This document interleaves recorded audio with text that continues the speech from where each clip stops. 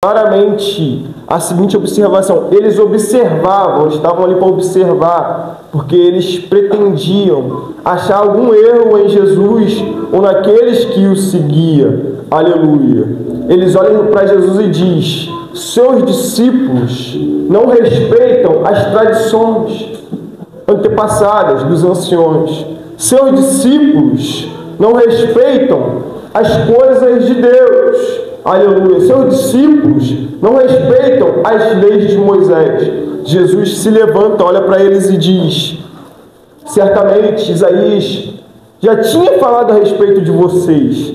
Vocês me honram com os lábios. Vocês entram dentro da igreja. Vocês entram dentro do culto. Vocês a adoram. Vocês oram em voz alta. Mas o coração de vocês não conhecem a Deus. Não me conhecem. Não me honram. Aleluia. Jesus continua falando: esses daí que vocês estão vendo são víboras, raças de víboras, hipócritas. Eles falam da lei, mas não vivem a lei. Aleluia. Deus conta uma parábola, Jesus Cristo conta uma parábola a respeito de Moisés, aquele que tem que respeitar os pais, honrar os seus pais, e seus discípulos não entendem. Jesus chama seus discípulos no particular, porque Jesus não envergonha ninguém, e fala: como é que vocês não entendem?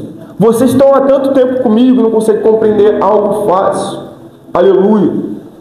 A gente vai ver que a maioria dos seus discípulos no evangelista Edson são todos eles galileus, a maioria deles pescadores.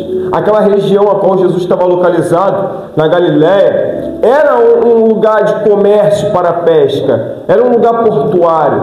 Só que ali era um lugar que vai outros povos, era um lugar que ia outros povos. Então ali se ajeitavam todos os tipos de religião, cultura, diversas pessoas passavam por ali. Então os judeus galileus, eles eram desconfiados pelos judeus naturais, pelos judeus extremos que viviam em Jerusalém, que dizia até mesmo que era em Jerusalém que se devia adorar, no templo, dentro de 4 paredes. Então os judeus galileus eram olhados com os outros olhos, assim como os discípulos de Jesus. Mas ali mesmo onde que Jesus estava, foi feita a maioria dos milagres que ele tentou ou impus ali naquele lugar a fazer. Não conseguiu fazer todos, porque o povo impedia, a multidão impedia ele. Mas a maioria das vezes que Jesus queria levantar alguém, ele não escolhia ninguém perfeito, ele não escolhia ninguém que sabia muito, ele não escolhia ninguém santo. A gente poderia olhar um para o outro e falar assim: você é santo, mas ninguém é santo. Já dizia o próprio Deus: ninguém é justo. Senhor, mas se tiver um justo naquela... Ninguém é justo. Ninguém é santo. Aí Jesus continua falando: vocês são hipócritas. Vocês me honram com os lábios, mas onde está o teu coração? Para quem ele está voltado? Aleluia. Jesus, quando sai da Judéia para a Galiléia, ele vai passar por uma cidade chamada Sincar, que ficava em Samaria. Jesus, quando chega nessa cidade, os seus discípulos vão ao centro da cidade comprar alimento.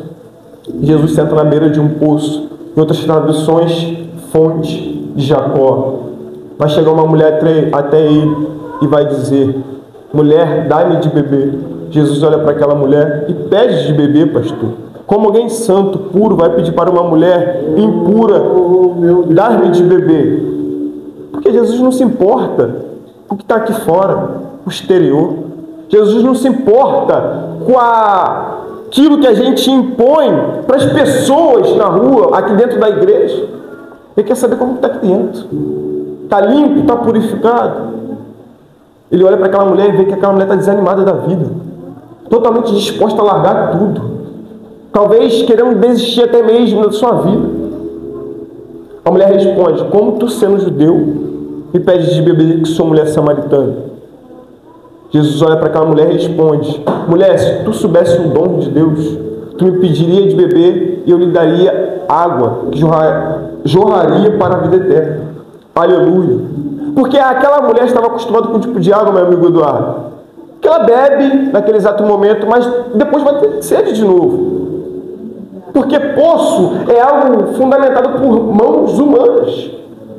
Mas a fonte que Cristo estava dando a ela, querendo dar a ela, oferecer, Era algo que vai levar para a vida eterna. É algo que vai jorrar, não é algo que vai ficar paralisado. Poço seca, fonte restaura. O poço paralisa, mas a fonte nos leva para perto, de volta ao amor de Cristo. Onde tem poço, tudo fica parado, tudo estaciona. Mas onde tem a fonte, que é Cristo, onde tem a cruz de Cristo, a soberba sai, o ego sai, a própria autoridade humana sai, a ignorância sai, e prevalece os frutos, ou o fruto, o Espírito, que é o amor, a bondade, o zelo. Jesus aqui quebra o paradigma, que é social, que é moral. Como é que um homem vai se comunicar com uma mulher sozinho no poço de tarde? A hora sexta, que é meio-dia. E sendo judeu com uma mulher samaritana, vai ter essa intimidade. Ele é homem, é judeu, e ela é mulher samaritana. Por ele estar em Samaria, os judeus se odiavam porque, naquela época, os cananeus levavam a sua cultura para aquela cidade ali, nos tempos antigos. Então ficou uma mistura. Então os judeus extremos não aceitavam aquele povo, rejeitavam aquele povo. Mas só que Jesus não rejeita ninguém. Ele olha para a gente lá fora, abraça, traz para perto, tira os carrapichos e restaura o que está quebrado. Aleluia! Jesus continua falando com aquela mulher: se você conhecesse o dom de Deus, você ia me pedir de beber. A mulher olha para Jesus e duvida, Mateus, presbítero Mateus. Por que a dúvida? Como é que você vai tirar do poço se você está me pedindo de beber? Porque a necessidade de Jesus naquela hora não era beber, mas era gerar vida. Aí aquela mulher olha para Jesus e diz: como é que você vai pegar se o poço é fundo? A dificuldade para Jesus não é material, é o nosso coração, falta de espírito. É o nosso coração de pedra, endurecido. Aí ele fala para a mulher: mulher, se você soubesse quem fala contigo, se você soubesse quem senta todos os dias do teu lado no teu trabalho, se você soubesse quem senta do teu lado todos os dias, quando você está lavando uma louça, lavando uma casa, limpando uma casa, trabalhando, estudando, você não ia duvidar das circunstâncias, da geografia. Deus nunca precisou de geografia para trabalhar na sua vida. Ele depende do nosso coração. Jesus olha para aquela mulher e fala: mulher, se você soubesse quem eu sou, se nós soubéssemos quem Jesus é, Ele restaura, Ele cura, Ele levanta, mas Ele também abate, Ele também quebra. Já foi falado de Jeremias capítulo 18. Ele quebra porque às vezes é preciso, pastora, Ele nos coloca dentro da fornalha para refazer de novo. Aí aquela mulher está olhando para ele: Senhor, tu é maior que o nosso pai Jacó? Mulher, antes de Jacó existir, eu sou. João capítulo 1. A palavra era o verbo era a palavra, Deus era a palavra, e a palavra estava com Deus. Ele já existia. Aí Jesus olha para aquela mulher e diz: mulher, vai, chama teu marido e vem cá. A mulher olha para Jesus e diz: Senhor, não tenho marido. Jesus responde a ela: disseste bem, porque tivesse 5 maridos, e agora o que tem não é teu. Sabe o que é isso aqui? Jesus conhece o meu ontem, o meu hoje e o meu amanhã. Antes de nós nascermos, Ele já sabia o que a gente ia fazer, já sabia se a gente ia errar ou não, ou acertar. Mas quem disse que Ele te perguntou alguma coisa? Quem disse que Ele depende do teu erro, do teu acerto? Aleluia! Crônicas, capítulo 2: se o meu povo, versículo 7, clamar a mim, que se chama pelo meu nome, clamar a mim, eu vou responder do alto. Se converter dos maus caminhos, eu vou responder do alto. Glória! Aleluia! Glória! Jesus olha para aquela mulher, e aquela mulher fala para ele assim: veja que tu és profeta. Mas ela não está olhando para Jesus falando, veja que tu és profeta pela roupa que ele está vestindo. Não é pela aparência dele. É pela palavra.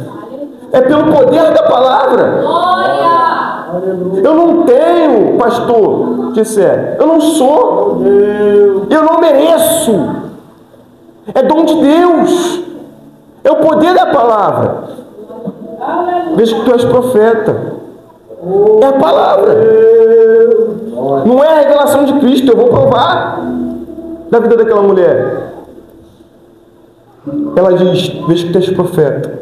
Mulher, não é por conta da palavra. Aquela mulher deixa seu cântaro, diaconisa Kevin, e sai correndo para dentro da cidade. Olha o poder da palavra de Cristo e não minha. Aquela mulher chega na cidade de Samaria, no centro, olha para todos que estão ali, talvez fazendo comércio, comprando e vendendo, e diz, vem vede. Vem vede aqui é um convite para se achegar a Deus no original. Vem vede. Um homem que talvez seja o Cristo falou tudo que eu tenho feito.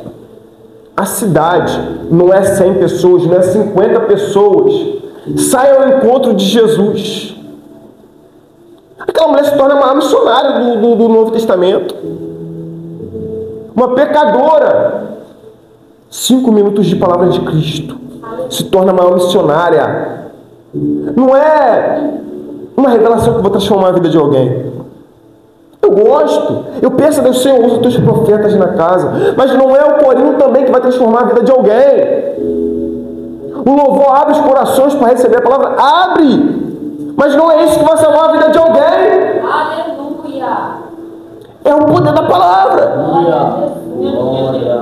Obrigada, Senhor. Aquele povo vai até Jesus. Sabe por quê, meu amigo evangelista? Jesus, ele não levanta adoradores. Aleluia. Ele disse isso para aquela mulher. Levanta pastor, levanta presbítero, levanta diácono, levanta levitas, levanta pregadores. Dons espirituais. Mas adorador, a mulher olha para Jesus e disse, os judeus dizem que é no templo que tem que adorar. E tu? Onde que é? Nós adoramos aqui no monte, em Gerazim. E o Senhor diz que é onde? Jesus olha para aquela mulher. Mulher, não é no templo e nem no monte. Vai chegar a hora, e é chegada a hora, que os verdadeiros adoradores adorarão Deus em espírito, em verdade. Porque Deus é espírito. Eu pasmo em casa, estudando. Descobri que na Tailândia tem pessoas dentro de um porão esperando um missionário sair do Brasil para pregar lá. E o culto não é 2 horas, porque a intimidade com Deus não é voltada em 2 horas de culto. Já foi falado pelo presbítero Mateus. É uma vida constante de oração. Tem pessoas na Tailândia esperando missionários, evangelistas ir lá. E o evangelista, o missionário, pergunta para o dono da congregação: quanto tempo que a gente pode pregar? Não tem louvor, não tem palavra, eles não podem levantar para comer nem beber água. 8 horas, sentado ouvindo a palavra. E eles pedem mais, Mateus, porque eles têm sede, porque eles não podem ter essa liberdade que a gente tem aqui no Brasil. E aqui no Brasil a gente negligencia isso. Aleluia. Na Coreia do Sul, na Coreia do Norte, perdão, pessoas são presas se tiver uma Bíblia na mão. Na África, o culto dura 2 dias. E nós aqui temos a liberdade de adorar o Pai. Por que não conseguimos? A palavra diz que as consequências da vida nos afastam de Deus. Aí Cristo vem dizendo: lança sobre mim todos os anseios da vida. O que a gente faz com os anseios da vida? Guarda dentro do coração. E por que o coração fica duro? Porque está cheio de anseios. Meu Deus, poderoso. Cristo não chamou ninguém para ter problemas permanentes. Com Cristo passaremos. Certo dia, ele numa embarcação com seus discípulos, ele disse: passemos para outra margem. Passaremos. Teremos dificuldade. Mas não podemos endurecer nosso coração por conta disso. Ele está à procura dos verdadeiros adoradores, independente das circunstâncias humanas, independente do trabalho, independente das brigas, das desavenças. Aleluia. Jesus permanece 2 dias naquela cidade, nesse carro. Depois de ficar pregando, o povo crê nele. Jesus deixa aquela cidade, chega na Judéia, está com seus discípulos ensinando. Chegam os fariseus, os escribas, os que têm a teologia na ponta da língua, aqueles que sabem muito, pregam muito. Faz o céu descer. Então os discípulos não lavam a mão. Jesus fala para eles assim, e para a multidão: o que contamina o homem não é o que entra, mas é o que sai. É a fofoca, é as brigas sem necessidade entre os irmãos. Paulo, quando vai fazer suas viagens missionárias, quando é preso, as igrejas começam a ter contrito, briga entre si, confusão, ele começa a enviar cartas para poder a igreja ficar firme. Isso acontece no nosso meio. Aleluia. Nós erramos porque deixamos o coração endurecer. A verdadeira adoração, glória a Deus, aleluia. Não sei o resumo que eu faço aqui dentro de 4 paredes com vocês. Não é. Mas é o que eu faço no meu dia a dia. Você fica 4 horas orando? Não. Isso aí o John Wesley fazia, não consigo. Mas quando eu estou pensando assim, Senhor, tira esse pensamento da minha cabeça trabalhando, fazendo alguma coisa dentro de casa, tira isso do meu coração. Isso é uma oração, isso é uma intimidade. Moisés via Deus face a face. Não é ver a Deus, olhar para Deus. Era nível de intimidade. Quer ver Deus face a face? Nível de intimidade de ora. Senhor, quebranta meu coração. Cria em mim, Senhor, algo de bom, que você possa olhar para dentro de mim e usar isso. Mas não é usar para mim, porque o Evangelho não se resume a mim. Jesus levanta aquela mulher como missionária, e não é 50 pessoas, não é 100 pessoas, é uma cidade. Crê em Cristo, crê aqui, é ser salvo. Aquele que crê e tiver fé, o justo será salvo pela fé. Eles têm fé em Cristo, eles são salvos, meu amigo Eduardo. Não se resume em mim. Aleluia. Então Jesus olha para os fariseus, para os discípulos e para a multidão. O que contamina o homem não é o que vai entrar, não é se o copo tiver sujo eu beber essa água, mas é o que sai. Eu não estou cheio para permanecer cheio. Eu sou cheio para encher outras pessoas. Eu posso beber esse copo todo aqui de água, mas eu vou tornar a ter sede. Copo pela metade não preenche ninguém. Copo cheio serve para encher muitas pessoas. É igual a multiplicação do azeite. Um vaso cheio multiplicou para os outros vasos. Não é sobre mim.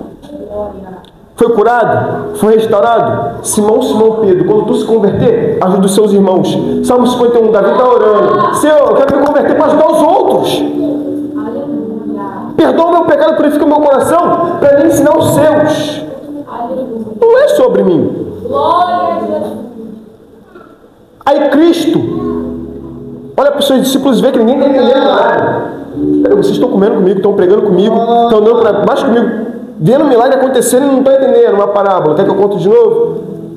O homem, quando comer sem lavar as mãos, não contamina. Porque o que a gente vai comer, chega em casa e sai. Aleluia. Mas tudo que provém do coração, toda soberba, arrogância, imoralidade, pensamentos impuros, isso contamina, porque a gente lança. A gente teve um estudo ótimo aqui ensinado pelo evangelista. Lashon Hatov, Lashon Hará, língua maldita, língua abençoada, língua abençoadora. Quantas pessoas entram e saem do evangelho, mas não fica permanente, firme, porque olha para os outros. Eles estavam observando. O texto é taxativo em dizer, eles estavam observando. Não olha para si. Aleluia. Mas Deus não está procurando quem está observando, quem está pregando bem, quem está louvando bem. Ele está olhando para dentro do coração e está vendo a pessoa que está adorando em espírito e em verdade. Charles Spurgeon, em 1992, qualquer adoração ou qualquer coisa que não brotasse de um coração aquebrantado e obediente não era adoração verdadeira. Charles Spurgeon, em 1934, Deus não olha para o tom da sua voz, mas olha para o tom do seu coração. Charles Finney, aleluia. O coração quebrantado vale mais do que uma pregação de 10 horas. John Wesley, em 1973, me dê 100 homens que não temem a nada, somente ao pecado, e temem a Deus, e terão avivamento junto comigo na Inglaterra. E teve. Não se resume sobre mim. Somos curados aqui para chegar lá fora para outras pessoas. Aleluia. Simão Pedro, quando se converteres, ajude os seus irmãos. Como eu me alegro quando eu vejo um pregador mostrando ali, não que eu queira ver, eu não necessito ver, tantas almas para Cristo, tantas almas no reino. Não se resume a uma boa oratória, uma boa pregação, se resume a pessoas curadas. Aleluia. Jesus Cristo, depois de aplicar isso daqui para os discípulos, e tudo ocorrer conforme ele disse, que os judeus, os fariseus, iam levar ele para ser morto. Meus amigos, Cristo, quando estava morrendo, e tudo isso se confirmou, estava na cruz, olhando para mim e para vocês. Satanás se apresenta no pé da cruz. Desce da cruz, se tu é filho de Deus. Se apresenta do outro lado. Desce da cruz, se tu é filho de Deus. Aleluia. Aqueles que são verdadeiros adoradores, do outro lado. Senhor, sou pecador, não mereço, não tenho. Mas lembra-te de mim quando eu entrar no paraíso, verdadeiro adorador. Aí o Senhor olha para Satanás e abre um parênteses para dizer isso. Olha para Satanás e diz: não vou descer da cruz não. Pai, aqui eu te entrego o meu espírito. E a todo momento na cruz dizendo: Senhor, perdoa eles, porque eles não sabem o que fazem.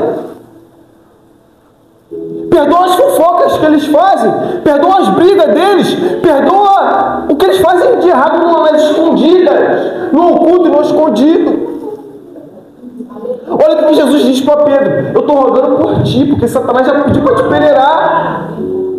Satanás está ao derredor, procurando aquele que possa destruir. Só que Cristo está orando por nós, Ele está à direita do Pai. Eu não sou nada. Eu estou aqui entregando o banquete do Pai. Estou servindo a comida que Ele entregou.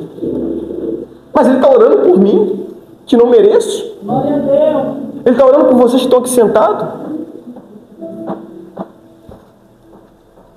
O Consolador, a obra do Consolador não é mandar as línguas estranhas, um tom eloquente, uma boa oratória, uma boa exegese. Não é. É amor, temperança, mansidão. E nos consolar, a quebrantar o nosso espírito, para a gente poder converter os outros, se converter e converter os outros. Que nessa noite a gente possa entender que o Evangelho não se resume a nós, mas aquele que um dia nos libertou, olhou para a gente e falou assim: não sabe falar, não sabe orar, não sabe louvar, mas eu quero, vem cá, é vaso. Eu vou usar na minha presença para preencher outros vasos. Aleluia. Nessa noite que a gente saia daqui entendendo que o que contamina o nosso coração não é o desemprego, não é a falta de amor de um pai, de uma mãe, de uma esposa. Não é. É o que está aqui, desce para cá, e o que está aqui, sai. Isso contamina. Mas o que preenche, Jonathan? Quando a gente já quebranta o nosso coração: Senhor, quebra. Mas, por favor, não me lanças fora da tua presença. Se for possível, me quebra todo, mas não me lança, não me deixa de qualquer jeito na tua presença. Glória, aleluia. Me transforma de novo, se for possível. Dai-me de novo a alegria da tua salvação. Glória a Jesus. Torna a trazer a memória que me dá esperança. Glória a Jesus. Aleluia. Torna, Senhor, a criar em mim um coração novo. Para quê, Jonathan? Cuidar das ovelhas perdidas da casa de Israel. Aleluia. Pedro foi pedido para ser peneirado. Negou Jesus 3 vezes. Quando Jesus aparece pregando, ficando com eles 40 dias, ensinando, pregando, Jesus fala para Maria: manda que meus irmãos vão para a Galiléia. E Pedro, tu me amas? Te amo. Pedro, tu me amas? Te amo. Pedro, tu me ama? Só que Jesus estava falando de um amor ágape, um amor de pai para filho. E Pedro, de um amor de um amigo. Eu te amo como amigo, porque eu sei que eu não vou errar. Amigos erram, mas Cristo abraça. Amigos julgam, apontam, como os fariseus estavam fazendo, mas Cristo abraça. Glória a Deus. Apacenta minhas ovelhas. Era o abraço de Cristo. Eu te restauro, independente do que você fez. Daqui para frente você vai ser outro homem. Atos capítulo 1. A igreja não estava dividida como a gente vê nos dias de hoje. Estava eles, meu amigo presbítero Mateus, orando, todo mundo junto. Imagina que a gente, todo mundo de mão junto agora orando, clamando por uma cidade, por uma nação, um avivamento que vai acontecer. Não é sobre mim, já falei isso. Atos capítulo 2, o Espírito desce, enche todos aqueles que ali estavam envolvidos, não só os discípulos, mas todos que estavam ao redor deles. Porque quando a gente clama, ora um pelos outros, não somos só nós que somos atingidos. A nossa casa é atingida, o nosso casamento é atingido, a nossa parentela é atingida. Pedro se levanta dali cheio de autoridade e começa a pregar o Evangelho. 2, 3 mil almas para Jesus. Onde ele passava, a sua sombra curava. Não é sobre nós, é sobre os próximos, a próxima geração, a próxima juventude, as próximas crianças. E olha que se Jesus voltar agora, elas sobem direto, mas elas vão crescer. Aleluia. Que a gente possa guardar essa palavra na tábua do nosso coração e assim agradecer essa rica oportunidade.